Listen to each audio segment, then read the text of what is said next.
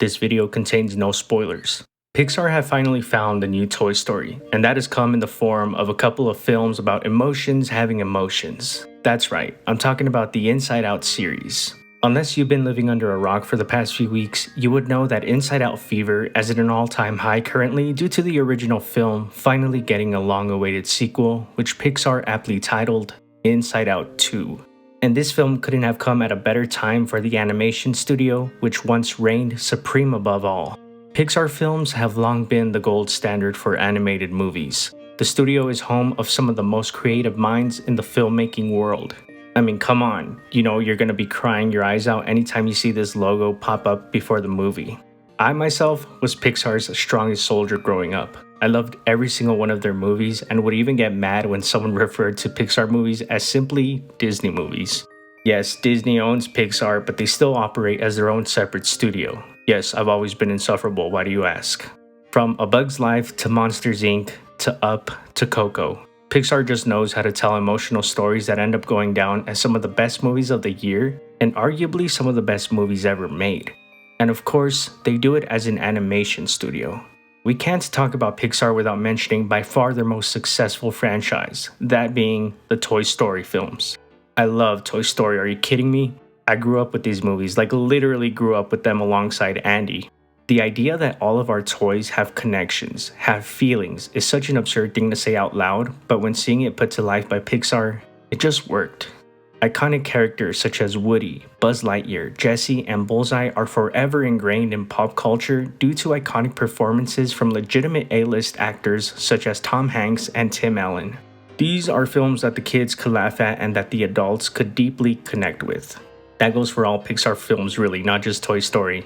But Toy Story always stood head and shoulders above the rest when it came to mainstream appeal. The colorful cast of characters ranging from an old-fashioned cowboy to an anxious dinosaur was a great sell. Literally, you could sell these toy characters as actual toys to kids. And because parents are also watching these movies with their kids, they in turn begin to grow a connection with the movie as well. All of this sounds easier said than done though. The Toy Story franchise could have easily been one of those movies where the parents turn their brains off due to it having no real depth. But that's why Pixar is special. On the surface, their movies are for kids, but it challenges older viewers to dig emotionally deeper. The Toy Story franchise is the only one in Pixar's history to receive 4 films, with a 5th one arriving in 2026. 5 movies. This isn't necessarily unheard of for other animation studios, but it is for Pixar in particular. Many would argue, myself included, that the 3rd movie perfectly wrapped up the series and the many arcs of the group of characters. But Pixar didn't see it that way. You see, Pixar used to have an old mission statement. They were the animation studio that wanted to tell original stories and strictly made sequels if they thought the story would be better than the first. They called it a filmmaking model rather than a business model. For the longest time, I'd argue that they lived up to their word. We're just gonna act like these films never happened, okay?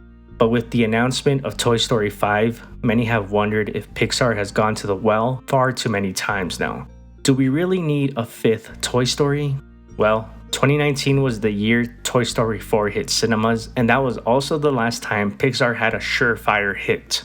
Everything they released after that has been an original story. I'm being generous and including Lightyear on that list even if I shouldn't. And yet, none of these films broke out. I do have to say that a good chunk of these films came out during a pandemic when restrictions were in play. And while Elemental was a moderate success, Lightyear flopping had many people asking questions. Have Pixar gone creatively bankrupt? Will Pixar need to rely on sequels moving forward? Nah, this is Pixar, the juggernaut of animation studios. Oh my god, what is that? Inside Out 2 has finally given Pixar the hit they've been looking for since Toy Story 4. Is the title of this video starting to make sense yet? The original Inside Out came out when Pixar still very much had a reputation of delivering a strong film.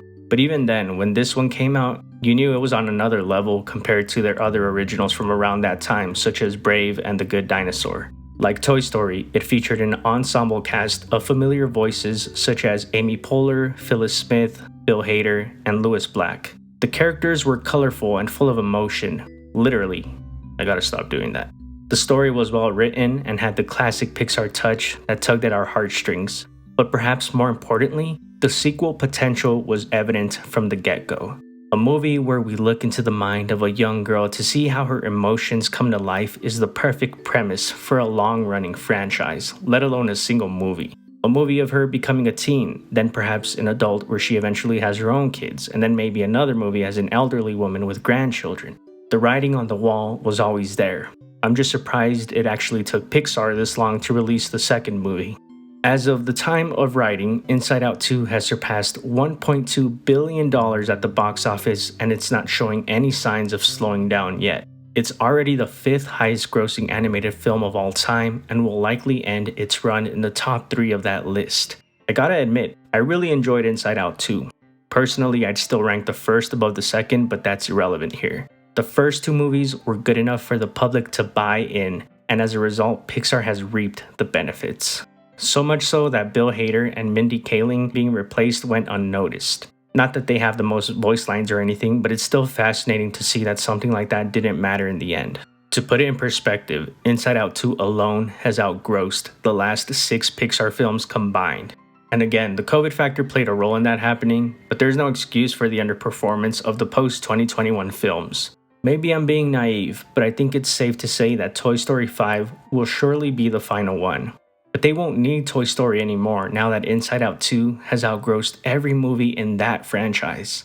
The ironic thing of it all is that I'm sure Toy Story 5 will break the bank at the box office, but I'm not sure the story will warrant a 5th movie even existing. And that's always been Pixar's model. A sequel isn't made unless they believe in the story. And as I said just a bit earlier, the story potential for Inside Out sequels at least intrigues me more at this point than any future Toy Story sequel. And perhaps that's what the box office is reflecting with Inside Out 2's monster run. Since the movie's release, it seems like you simply can't escape the Inside Out 2 craze. The public has clearly chosen the next big Pixar franchise, and yes, it is officially a franchise now with the release of a second film. And you can bet that the creative minds at the studio are working to see where they can take this series next. And can you blame them? Pixar have long been the animation studio that would guarantee you a brand new emotional story that the entire family could enjoy on multiple different levels. Sure, every now and then they'd throw in a sequel for one of their other movies, but they were the studio that could make you care. They made us care about toys, about monsters, about cars, about robots, and now they've made us care about emotions. There's an entire young generation out there who care about Inside Out the way I care about Toy Story. There's kids who are now growing up with these movies as their definitive Pixar franchise. That's crazy to write, let alone say out loud. And while yes, the Toy Story series will always remain timeless and will be watched by young generations to come, there's nothing like growing old with movies as they actually release. The connection just becomes bigger that way. What we're witnessing is a passing of the torch of sorts. Inside Out will soon reign supreme at Pixar, and Toy Story will eventually become the franchise of yesterday. There was eventually going to come a time where Toy Story would finally be told from beginning to end. And as the years pass, as the cast gets older, as writers start to phase out or retire, it seems like we're getting closer and closer to that day. But until 2026 rolls around, both Pixar juggernauts will coexist. But it's become very clear that moving forward, Inside Out will be Pixar's next cash cow. The one series you can count on to bring in the big bucks. Until then, one can hope that the studio will keep up the original content alongside the sequels. Maybe this is the boost that the studio needed in order to get their magic back. Because despite Pixar overdoing it with the Toy Story movies, in my opinion at least, they always made sure the movies weren't released too close to each other. That way, the audience at least had time to miss the characters. What I'm trying to say is, it might be a while before we see the next Inside Out film. But that only means that the next one will feel even bigger. What they call an event film. However, the movie has to be a good one. They avoided the Cars 2 dilemma by making sure the second movie was warranted. Inside Out will surely become only the 3rd Pixar franchise with a trilogy after Toy Story and Cars. And the public will be awaiting the next chapter in the life story of Riley and all the emotions in her head, such as joy, anger, fear, and disgust. Because at the end of the day, Inside Out is a very human story about the triumphs and hardships of life. Movies about humans and their feelings. And there's simply no other studio on the planet that knows humans and their emotions better than Pixar.